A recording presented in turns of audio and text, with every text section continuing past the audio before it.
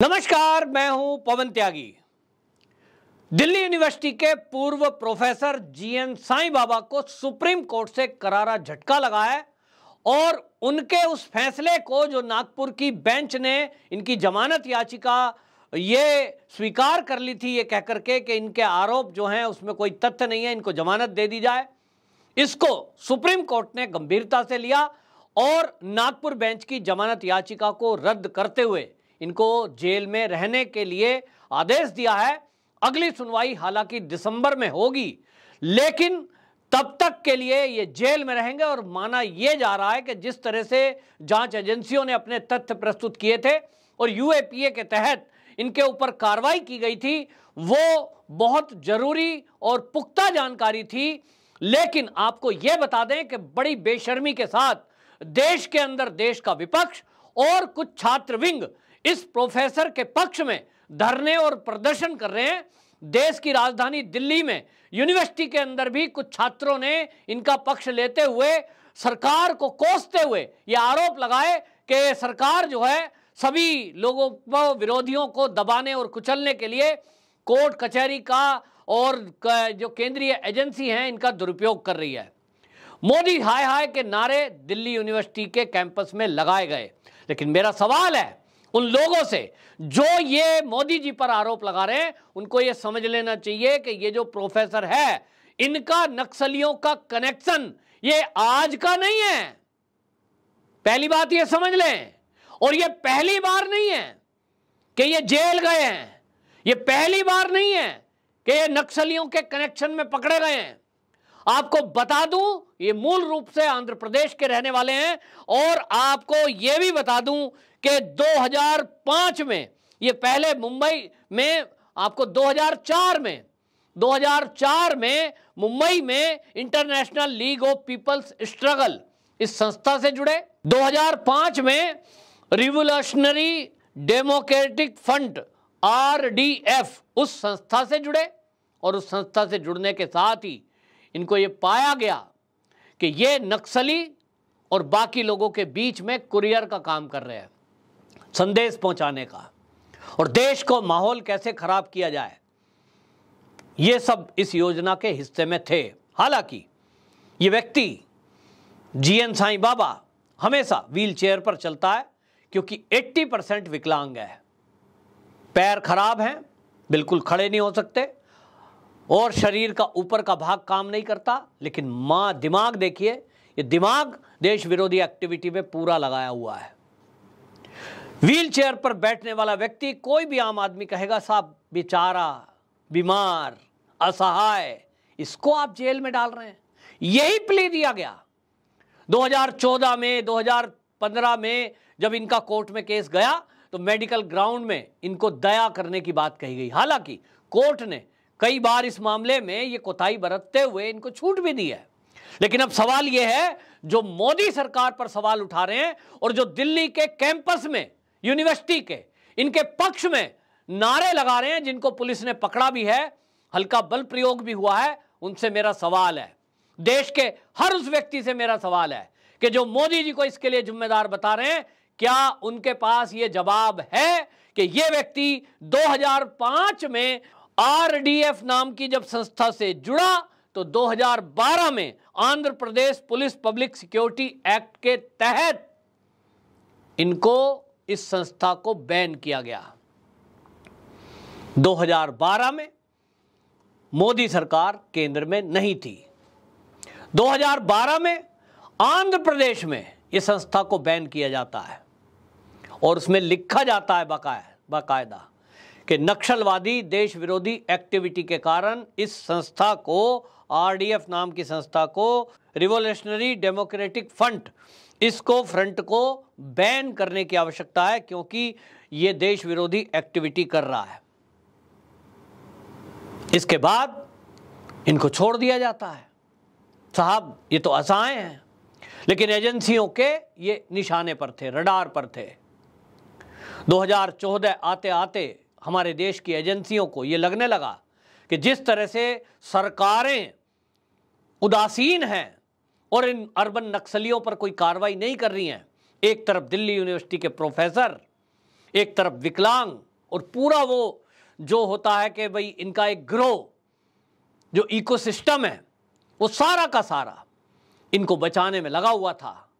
आप इस बात का अंदाजा लगाइए कि मुंबई के अंदर इसी प्रोफेसर के तत्वाधान में लगभग 300 से अधिक धरने और प्रदर्शन हुए।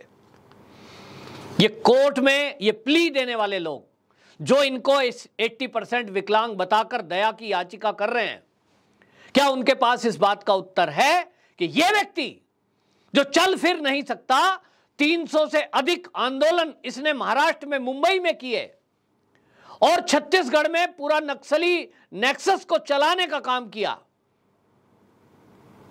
व्यक्ति दिमाग से सातिर है और दिमाग चलाता है, तो पैर चलाने की आवश्यकता नहीं है।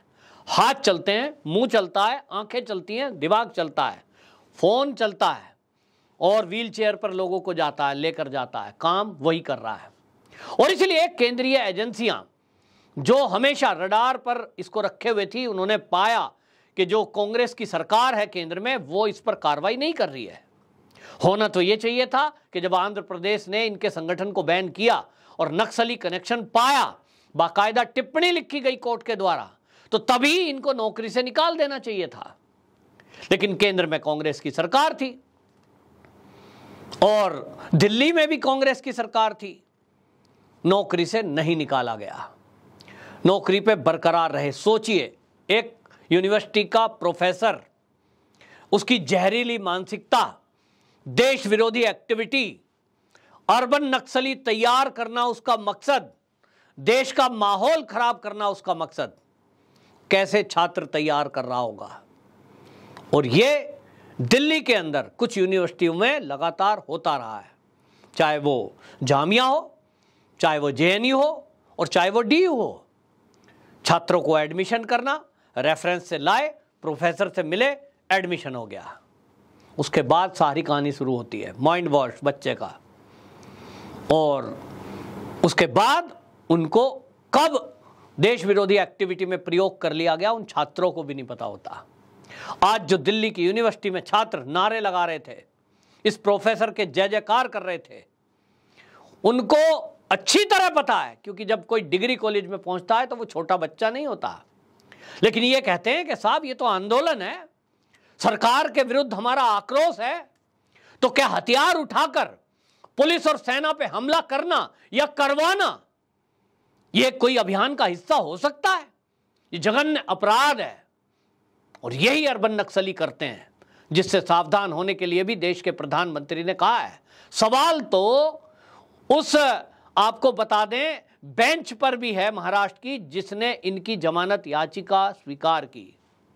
इनके ऊपर से लगाए गए सारे आरोप हटा दिए गए और नागपुर बेंच ने जो ये कहा कि साहब उसका प्ली देखिए, वो कहता है नागपुर का जो है कि 2014 में जब ये गिरफ्तार हुए थे प्रोफेसर, ये पकड़े गए थे जीएन साईं बाबा और इनके साथ 5 लोग और नक्सली एक्टिविटी में, तो जीएन साईं बाबा के ऊपर यूएपीए नहीं लगाया गया 2014 में, वो 2015 में 1 साल बाद लगा जब इनके खिलाफ भी सबूत मिल गए। लेकिन इनके साथ जो 5 साथी पकड़े गए थे उनके ऊपर 2014 में ही यूएपीए के तहत कार्रवाई हुई, कोर्ट ने उनको सजा बोली और आजीवन कारावास उनका हो रहा है। लेकिन इनको 1 साल बाद जब इनके खिलाफ एजेंसियों को सबूत मिले, वो सबूत प्रस्तुत किए गए, 1 साल बाद इनके ऊपर यूएपीए की धारा लगाई गई, जिसके कारण आजीवन कारावास इनको मिला, सबूत हैं। लेकिन नागपुर बेंच कहती है क्योंकि यूएपीए 2014 में इनके खिलाफ नहीं लगा था पूर्व प्रोफेसर के, इसलिए साहब इनको जमानत दे दी जाए। ये पूर्व प्रोफेसर जिस तरह की हरकतें कर रहे थे, जिस तरह का एक षड्यंत्र रच रहे थे, इनका षड्यंत्र का हिस्सा था कि देश में किस तरह से जगह जगह हिंसा को अंजाम दिया जाए, बम ब्लास्ट कराए जाए, अराजकता फैलाई जाए। ऐसे व्यक्ति को कभी भी खुला नहीं छोड़ना चाहिए, ये देश के लिए खतरनाक है। पाकिस्तान से आया हुआ आतंकवादी और हमारे देश के अंदर बैठे हुए अर्बन नक्सली, उन दोनों में कोई अंतर नहीं है, दोनों केवल इंसान और इंसानियत का कत्ल करते हैं, देश विरोधी एक्टिविटी में एक्टिव रहते हैं, तब इनके ऊपर दया की याचिका लगाकर, इनको विकलांग बताकर इनकी जमानत करने का पक्षधर लोग, उनसे मेरा सवाल है कि क्या कोई आतंकवादी, उसका कोई धर्म हो सकता है, उसके ऊपर कोई दया हो सकती है? कोई लोग दया करते होंगे, लेकिन उन लोगों से पूछिए जो इस राष्ट्र के लिए, इस देश की रक्षा के लिए दिन रात -40 डिग्री टेम्परेचर में पहाड़ों के अंदर बैठे हैं, गुफाओं के अंदर बैठे हैं, कहीं जंगलों में लेटे हैं, कहीं 40 डिग्री टेम्परेचर में रेगिस्तान में ड्यूटी देते हैं। उनसे पूछिए कि देश की रक्षा में किस तरह की जान की जोखिम लगती है, कुर्बानी देनी पड़ती है। यहां बैठकर जुबान हिलाना, मोमबत्ती पकड़कर इंडिया गेट पे प्रदर्शन करना बहुत आसान है, और इसलिए इन लोगों को लगता होगा कि इस प्रोफेसर को छोड़ देना चाहिए। लेकिन अब इस बात की भी समीक्षा होनी चाहिए कि आखिरकार नागपुर की खंडपीठ ने इनको जमानत क्यों दी, जबकि सुरक्षा एजेंसियां कह रही थी कि यह व्यक्ति बहुत गंभीर है, खतरनाक है, देश के लिए सुरक्षा को खतरा है। सुप्रीम कोर्ट इस पर भी क्या संज्ञान लेगा?